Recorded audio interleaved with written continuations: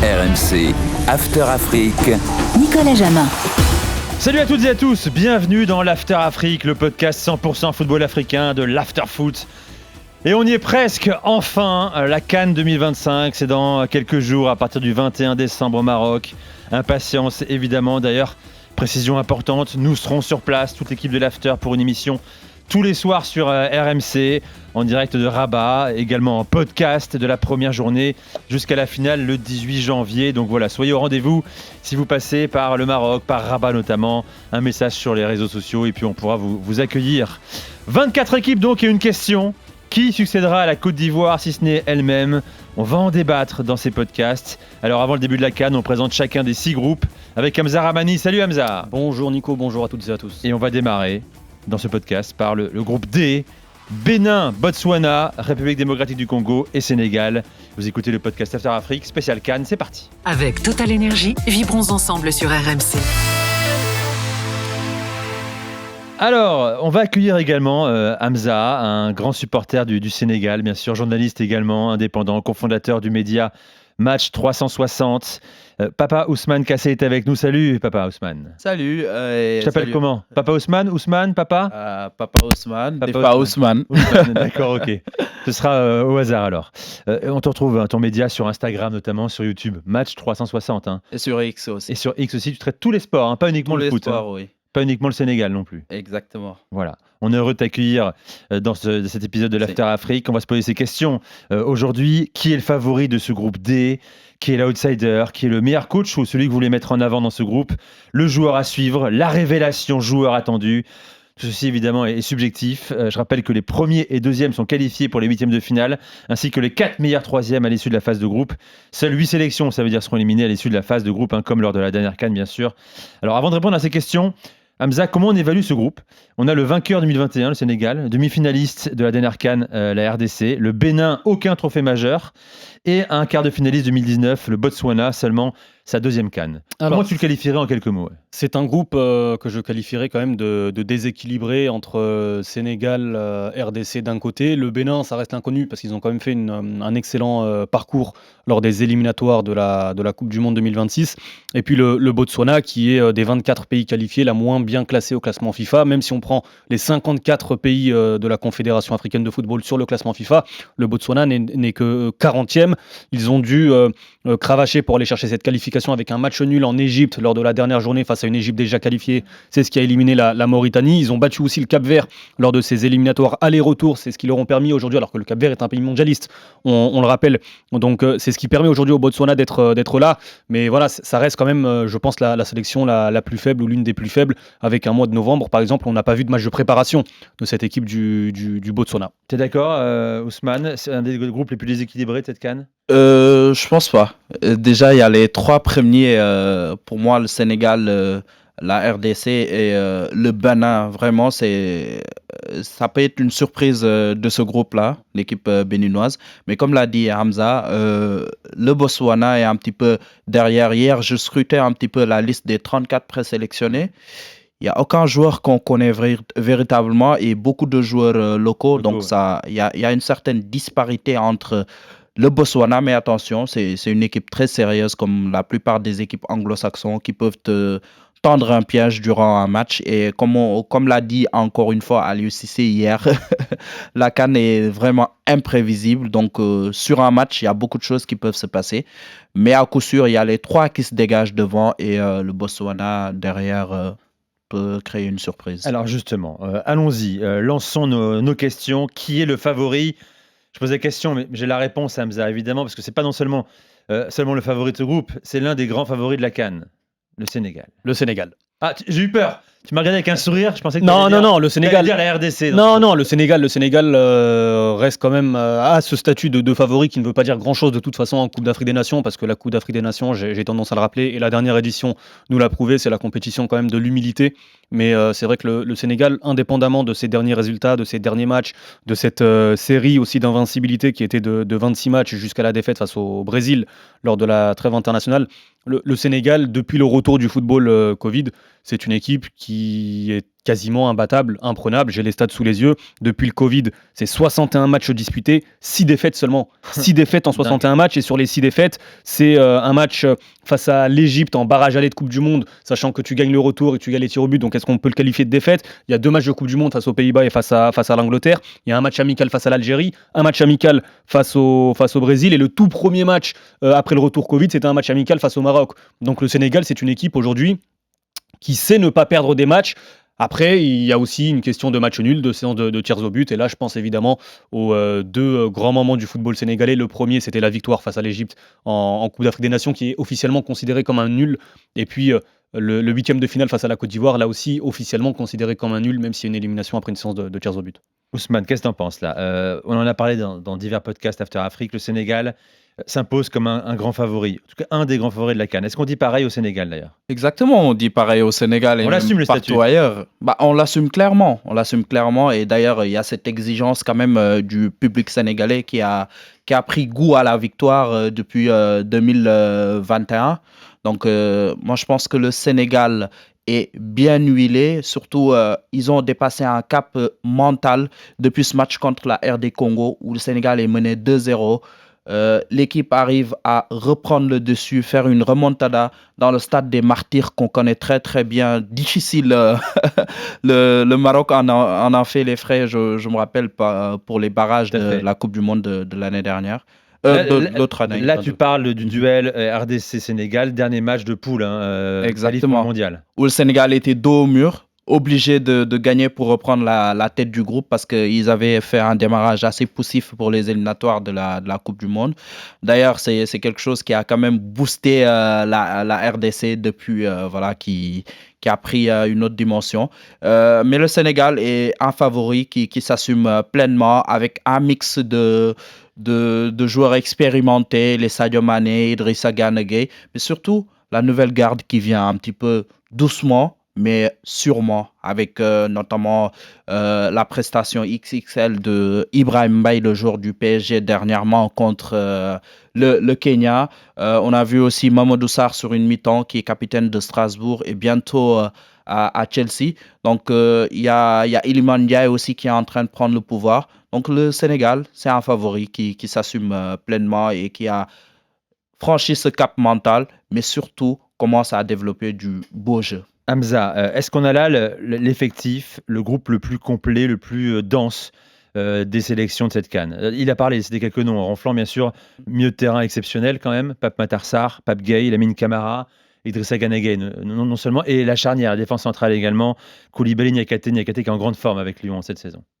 C'est à mes yeux, oui, l'effectif le plus complet. Il y a d'autres pays qui ont énormément de densité à certains postes, mais je trouve que le Sénégal, c'est le pays qui parvient à récolter le plus de quantité et de qualité à tous les postes finalement. Il n'y a pas vraiment de poste manquant où tu te dis si demain on commence par le gardien, tu as Mori Diao et Yevan Diouf qui pourraient un jour suppléer une défection d'un Edouard Mendy. Ce ne serait pas gravissime, je pense, pour la sélection sénégalaise. Et puis pareil sur le secteur offensif, tu as Boulaye Dia, tu as Nicolas Jackson, tu as Sadio Mané, on l'a vu face au Brésil, dans une position de faux neuf. Alors là, c'est un autre débat, est-ce qu'il sera utilisé à ce poste? Il y a Habib Diallo aussi qui a fait son retour. Et si on fait, oui, alors là je parle vraiment des numéros 9, mais si on fait ce jeu à chaque poste, en fait, on se rend compte que le Sénégal a au moins tous les postes doublés.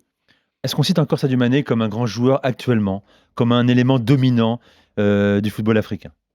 Du football africain, bien sûr, avec tout le background, tout ce qu'il a pu réaliser dans sa carrière, et même pour le Sénégal, parce que Sadio, pour moi, c'est le meilleur joueur de l'histoire du Sénégal, avec ce qu'il a remporté niveau trophée, mais aussi ce qu'il a pu faire au niveau de la sélection. Il s'est montré comme un leader, il a pu véritablement tirer cette équipe. Je fais encore le parallèle du match face à la RDC. C'est le seul qui se retourne derrière tout le monde, leur dit « Calmez-vous, on va aller gagner ce match » alors qu'on est mené 2-0. Donc pour moi, Sadio, c'est encore un leader, une légende du football sénégalais. Mais à la prochaine CAN, on verra. On verra parce qu'il y a les jeunes qui commencent à prendre le pouvoir. Tu parles de quoi? Pas celle-ci, celle d'après encore? Tu parles de celle-ci déjà. Celle-ci. Voilà, c'est intéressant. Parce qu'il y a un débat, si on fait un parallèle un peu rapide, il y a un débat au Portugal, Cristiano Ronaldo, le débat qu'on a fait parfois dans l'after, est-ce que le Portugal joue mieux sans Cristiano Ronaldo? Est-ce que ce débat existe également au Sénégal avec Bien, Sadio Mané? bien sûr, c'est un débat qui existe au Sénégal avec quand même beaucoup de subjectivité de la part de certains, parce qu'on a vu dans des matchs très très difficiles où Sadio n'arrivait véritablement pas à tirer son épingle du jeu, parce que ce n'est plus ce joueur explosif qui prenait la balle derrière, aller dribbler tout le monde, faire des différences. Maintenant, il a été repositionné juste derrière l'attaquant pour l'épargner un petit peu des tâches défensives, de profiter un petit peu de sa vista, mais aussi de son expérience. On se rappelle du match face à la Mauritanie, voilà, où il décante la situation. Là, récemment, il met un triplé en moins de 20 minutes contre une faible équipe du Kenya. Mais quand même, il a de beaux restes. Et pour moi, c'est juste une question de positionnement avec Pape Thiaw pour qu'il puisse tirer le meilleur de Sadio Mané. On ne dit pas, Hamza, c'est pas la canne de trop pour Sadio Mané. Pas encore, on n'en est pas là aujourd'hui. Hein. Pour moi, non. Pour moi, non. Et de toute façon, je ne cesse de le répéter, il y a une Coupe du Monde qui arrive, qui sera l'événement le plus important, je ne sais pas, parce qu'il a quand même remporté une Coupe d'Afrique avec le Sénégal. Mais on se souvient de la malheureuse Coupe du Monde sans Sadio Mané il y a 3 ans et demi maintenant au Qatar, ou plutôt 3 ans maintenant. C'est un événement qui est censé être le couronnement ou le sommet de sa carrière internationale avec le Sénégal à Sadio Mané. Et ça arrive très très vite. Donc je pense qu'on va avoir un Sadio Mané qui va monter en puissance jusqu'à la fin de la saison. Aujourd'hui, ça fait partie de ces footballeurs expérimentés qui connaissent aussi leur corps, qui savent comment le gérer. Les matchs en Arabie Saoudite, c'est pas si simple aussi à cause des conditions climatiques. Moi, je me fais pas de soucis sur non pas l'influence d'un Sadio Mané sur 90 minutes, mais je pense qu'aux instants clés, il est encore capable de répondre au présent. Je rappelle, 16 matchs, 5 buts, 6 passes avec Al Nasser cette saison en Saudi Pro League pour Sadio Mané. Je rappelle également, parce qu'on parle de favoris Sénégal, qu'il était aussi parmi les favoris pour la dernière CAN. 8e de finale catastrophique qu'on a vécu sur RMC. Et pourtant, le premier tour, la Côte d'Ivoire. Et pourtant, le premier tour, le Sénégal avait fait le travail. C'était l'une des équipes les plus impressionnantes. Et même sur le match face à la Côte d'Ivoire, quand on regarde les 10 premières minutes, le but arrive très rapidement. On se dit, le Sénégal va marcher sur la Côte d'Ivoire. Et finalement, il s'est passé, on ne sait pas ce qui s'est passé, mais ça a coûté très cher. Match nul, victoire au tir au but des Ivoiriens qui sont là au bout dans la compétition. Est-ce que vous diriez que ce Sénégal-là, aujourd'hui, 2025, est plus fort que le Sénégal d'il y a 2 ans? Oui. Moi, je dirais c'est une équipe plus forte et surtout une équipe beaucoup plus mature. Je m'explique. L'expérience de ce match-là face à la Côte d'Ivoire a quand même fait beaucoup de bien au Sénégal, même si, après, il y a eu beaucoup de tollés. Il y a eu notamment le départ d'Aliou Cissé et tout. Mais c'est quelque chose qui a forgé cette équipe sénégalaise. Et depuis lors, le match, quel que soit la difficulté qu'ils ont en face, ils vont se sublimer. D'ailleurs, on l'a vu le match amical face à l'Angleterre à domicile, où ils arrivent quand même, ils sont menés très tôt dans ce match, ils arrivent à gagner 3-1. Match face au Congo, je me répète encore 52 000 fois. Même le match face au Brésil, ils ont manqué le début de match avec des conditions qu'on connaît. Ils sont arrivés en retard et tout. Mais quand même, la deuxième période face au Brésil, on revoit une équipe sénégalaise assez ambitieuse, assez sérieuse et surtout une équipe qui n'a pas de complexe. Avec les jeunes aussi qui arrivent à prendre le pouvoir doucement. La CAN commencera pour le Sénégal le 23 décembre, 16h, Grand Stade de Tanger contre le Botswana, puis 4 jours plus tard, match contre la RDC, puis 3 jours plus tard, match contre le Bénin. Ce sera le 30 décembre. Voilà pour votre favori. Tout le monde est d'accord, je crois qu'il y a unanimité. Sénégal. Outsider, évidemment, là aussi, pour toi, c'est moins évident, je crois, pour Ousmane que pour Hamza. Non, RDC. je place quand même la République démocratique du Congo parce que c'est une dynamique qui est extrêmement positive depuis l'arrivée de Sébastien Desabre. On se souvient d'un Sébastien Desabre qui, lorsqu'il arrive lors des éliminatoires pour la Coupe d'Afrique 2023, c'est 2 défaites en 2 matchs avec le précédent coach qui était Hector Cooper. La RDC ne devait même pas disputer la dernière CAN. Finalement, il arrive 4 victoires en 4 matchs, ou plutôt, pour être précis, 3 victoires, 1 match nul qui se transforme en victoire sur tapis vert face à la Mauritanie. Et on se retrouve avec une République démocratique du Congo qui se retrouve immédiatement qualifiée qui fait le travail pour aller jusqu'en demi-finale de la dernière Coupe d'Afrique des Nations. Et en fait, ce laps de temps, l'objectif à l'époque qui avait été donné à Sébastien Desabre, c'est de se qualifier pour cette Coupe d'Afrique. Donc, ils ont gagné les Congolais 2 ans Bien sûr. avec Sébastien Desabre. Et on voit que ces 2 ans aujourd'hui, c'est ce qui va permettre à la RDC déjà d'arriver avec un statut très important d'outsider, à mes yeux en tout cas très ambitieux, au Maroc pour la Coupe d'Afrique des Pas que Nations. de ce groupe, hein, tu parles de la CAN, de la Je parle compétition. de la Coupe d'Afrique des Nations.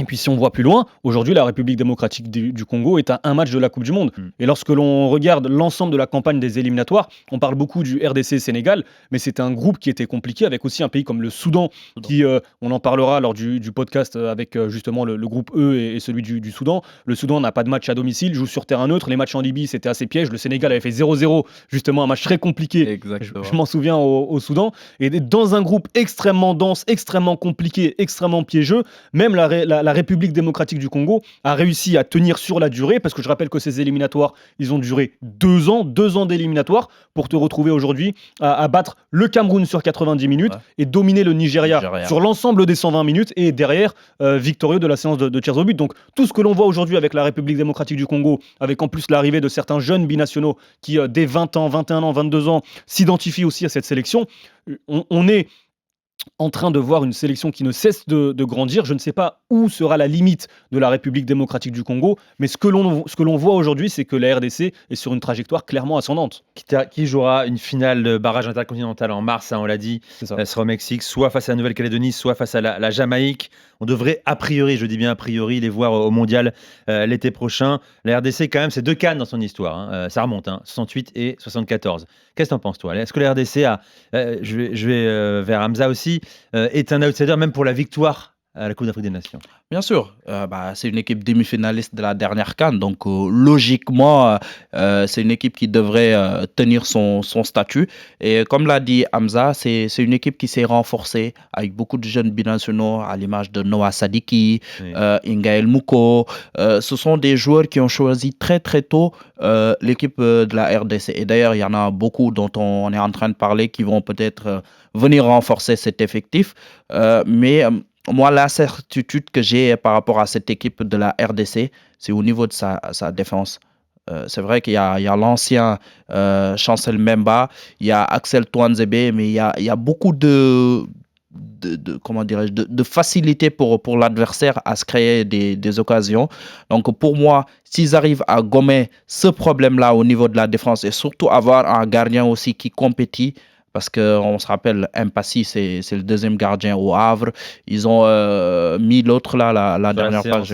Fayoulou, exactement. Donc ce sont et pour arriver au bout d'une compétition, il faut avoir un très bon attaquant. Ils l'ont avec Bakambu, mais aussi il faut avoir un très très bon gardien. Bakambu, Fiston Mayele, Wan-Bissaka, on le rappelle, a rejoint très récemment également la sélection. Juste un mot sur la solidité défensive. Je ne suis pas totalement d'accord. Si on prend les statistiques là aussi sur cette année 2025, c'est 6 clean sheets en 10 matchs. Alors évidemment, il y a alors je ne sais pas si naufrage, c'est peut-être un mot très très dur, mais cette défaite en tout cas face au Sénégal à domicile, dans des conditions particulières, avec la moitié de l'équipe qui n'avait pas encore joué le moindre match en club, et notamment des joueurs clés.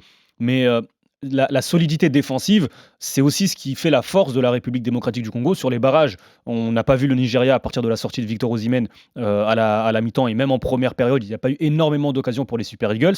Pareil, si on prend le match face au Cameroun, avec un Cameroun qui avait surpris tactiquement Sébastien Desabre, un passage à 3 derrière. Desabre l'a lui-même avoué, on ne s'est pas forcément préparé à jouer ce Cameroun-là de cette manière-là. Ils n'ont pas non plus concédé énormément d'occasions. Donc c'est une équipe qui défensivement a montré quelques solidités assez certaines. Donc voilà, ça commencera par le Bénin pour la RDC, puis enchaînera par le Sénégal, je l'ai dit tout à l'heure, et pour finir le Botswana. Juste un mot sur la RDC, on rappelle la statistique, ils n'ont plus battu une équipe du top 5 africain depuis 2013, c'était un match face à la Côte d'Ivoire, puisque je rappelle que le match face au Nigeria, là aussi officiellement, Nigeria 5e au classement CAF, mais c'est match nul, puis séance de... Ah oui d'accord, parce que je t'ai entendu au commentaire dire c'est la première fois que la RDC oui, bat vrai, top... mais sur 120 minutes... Moi je t'ai resté là-dessus quand même. Ouais, sur 120 minutes, ça fait match nul. Le Cameroun était 9e au classement CAF. Top 10 en tout cas, c'est une première depuis longtemps aussi, je crois. Oui, il faut remonter 10, à quelques années. Mais à 5 ans, je crois. La stat, moi, c'est top 5 depuis 2013. Donc c'est peut-être un palier à franchir. Exactement. Clairement pour la RDC de Sébastien Desabre. Alors justement, puisqu'on parle de la RDC, le coach que vous voulez mettre en avant dans ce groupe, je rappelle les coachs dans ce groupe D, Pape Thiaw, Sénégal, Sébastien Desabre, RDC, Morena Ramoreboli, sud-africain, qui était à la tête du Botswana, et un homme qu'on connaît bien, gagne notre or pour le Bénin, tu l'as dit, hein, fait une très bonne campagne de qualification pour le mondial, même si je me rappelle qu'on a reçu Steve Mounier quelques semaines, je ne sais pas si vous avez entendu ce podcast, très déçu de ne pas voir le Canada, le Mexique et les États-Unis au mondial. Ça a été pris un peu au choix tactique de son coach notamment et aux excuses qu'il avait trouvées gagne notre or avec des joueurs qui disaient de presque amateurs.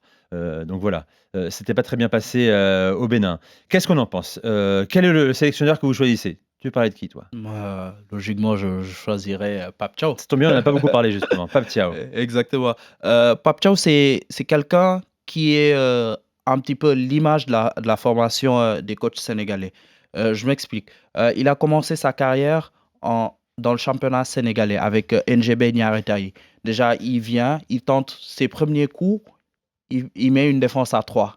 Quelque chose qu'on voyait rarement au niveau du football sénégalais. Il a quand même eu à tenir quelques mois avec cette équipe de NGB. Après ça, on l'a vu dans l'organigramme un petit peu de la direction technique nationale où voilà, il a pu intégrer, il a pu faire ses formations jusqu'au moment où on décide de lui faire confiance, de le mettre à la tête de l'équipe nationale locale. Les joueurs du championnat sénégalais. Et au moment où il allait au CHAN en 2023, personne ne croyait en eux. D'ailleurs, les matchs amicaux qu'ils ont fait, ils ont tous perdu. Ils ont perdu le premier tour, quand même un petit peu catastrophique, une défaite, une victoire. Ils sont sortis deuxième de leur groupe et ils sont allés au bout. Pape a gagné face à l'Algérie, à domicile. Ouais, en Algérie. En Algérie. Donc, c'est quelque chose de très, très difficile parce que tout le monde voyait l'Algérie gagner cette CAN et il avait fait aussi des choix forts. Par exemple, son capitaine qui était le gardien titulaire, il avait substitué, c'était Alioune Badara Fati, il l'avait remplacé par l'actuel numéro 2 du FC Metz, Pape Mamadou-Sy, qui était à l'époque à Génération Foot. L'autre, le latéral... Qui est l'académie, je le rappelle. Hein. Génération Foot, qui est partenaire du FC Metz. Qui était bientôt fini, je crois d'ailleurs, non? Non, le contrat est en cours jusqu'en 2030. Ah oui, d'accord. Voilà. Donc, la rupture, ça s'est fait avec l'agence Wasserman. Maintenant, ils sont représentés par Classico. Donc, voilà. Mais quand même, il y a eu pour une petite parenthèse, il y a eu quand même des équipes anglaises et aussi même une équipe saoudienne qui voudrait récupérer ce partenariat-là. Donc, voilà, c'est bien ce qui me semble. Comme on dit, on va attendre. On va attendre. Et voilà, Pape Thiaw, avec cette équipe locale, il a montré véritablement une culture tactique avec des joueurs qu'il a révélés, notamment on se rappelle tous du CHAN qu'avait fait Lamine Camara, joueur de Monaco, Papa Amadou Diallo. La plupart des joueurs actuellement ils sont à un autre niveau et quand il est venu, on l'a intégré aussi dans le staff d'Aliou Cissé, où il n'avait pas de rôle défini. D'ailleurs, je me rappelle, dans une conférence de presse, à lui, il avait clairement dit « Ouais, Pape, il est là, mais c'est à lui de s'imposer, de montrer quelque chose. Mais rappelez-vous qu'il n'est pas mon adjoint numéro 1. Mon adjoint numéro 1, c'est Régis Bocard. » Donc, après, on l'a vu accompagner l'équipe en match amical. Je me rappelle, c'était face au Bénin, ici à Amiens, et au Gabon aussi. Voilà.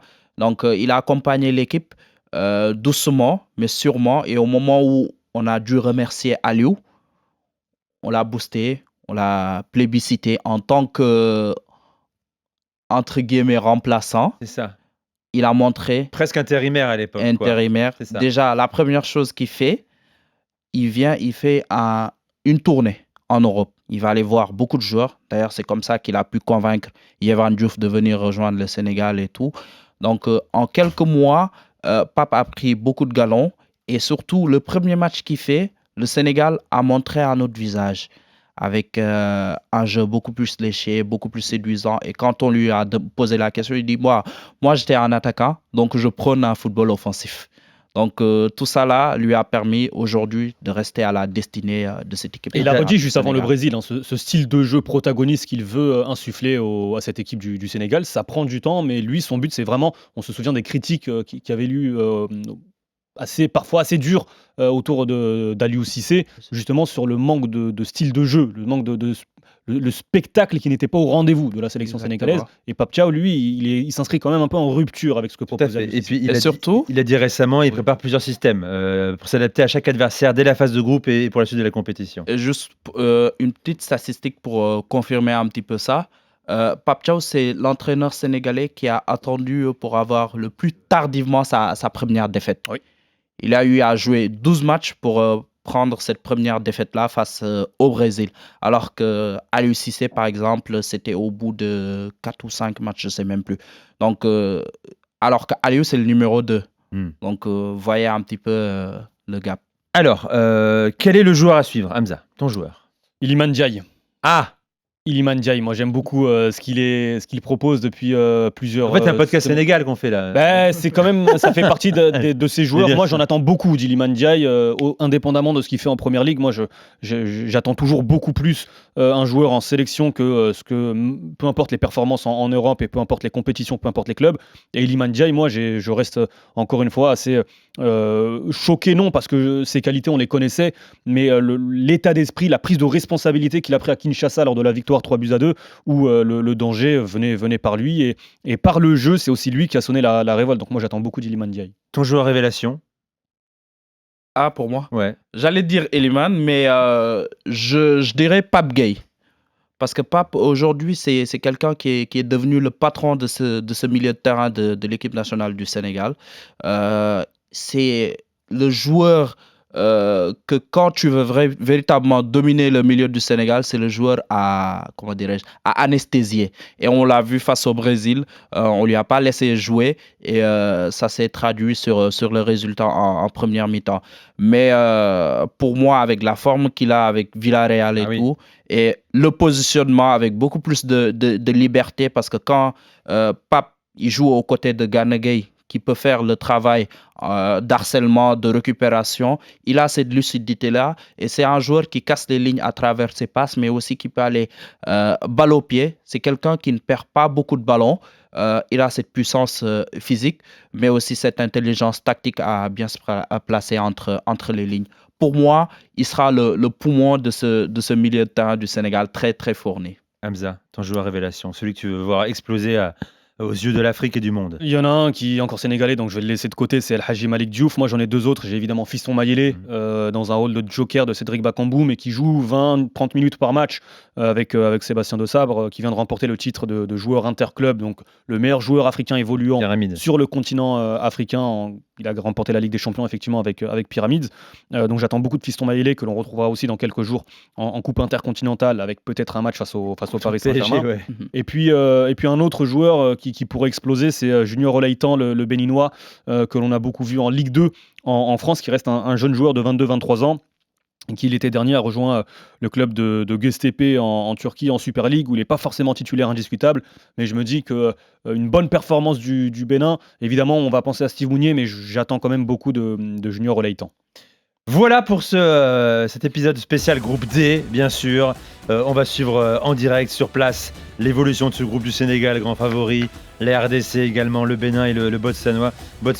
Merci d'être venu, Papa Ousmane. Merci beaucoup. Je rappelle, tu es cofondateur du compte Match 360, Instagram, YouTube et X. Merci à toi et bonne CAN surtout. Merci beaucoup. À très vite. Et à très vite. RMC After Afrique.